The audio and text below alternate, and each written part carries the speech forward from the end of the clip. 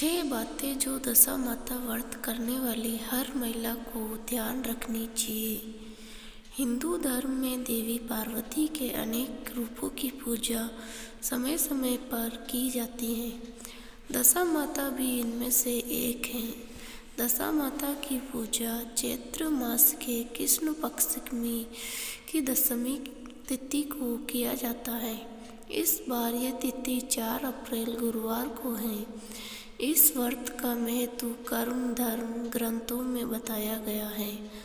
मान्यता के अनुसार इस व्रत को करने से बुरा समय टल जाता है और अच्छा समय शुरू हो जाता है। इस व्रत के दौरान कई नियमों का पालन किया जाता है। आगे जाने इन नियमों के बारे में। ये है दशा माता व्रत के नियम।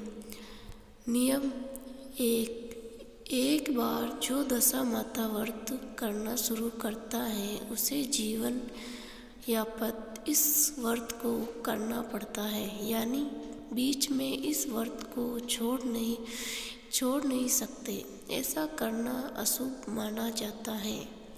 अगर बहुत जरूरी हो तो उद्यापन करने के बाद ही इसे छोड़ सकते हैं। 2 दशा माता व्रत में घर की साफ सफाई का भी विशेष ध्यान रखा जाता है। यदि घर में कोई अनावश्यक वस्तु हो तो उसे घर से बाहर निकाल दे और उचित साफ सफाई भी करें।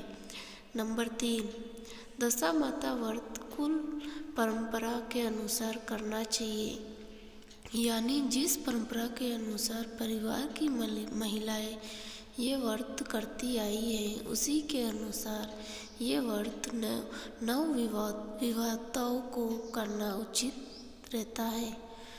नंबर 4 इस व्रत में भोजन से संबंधित भी अनेक नियमों का पालन किया जाता है।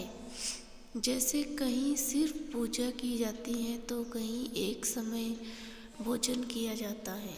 इस व्रत में बिना नमक का भोजन जरूर करना चाहिए।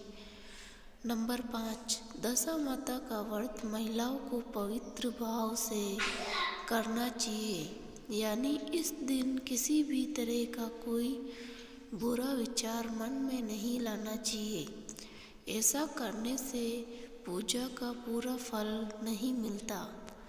नंबर 6 दशा माता व्रत के दौरान पूजा का धागा गले में पहना जाता है।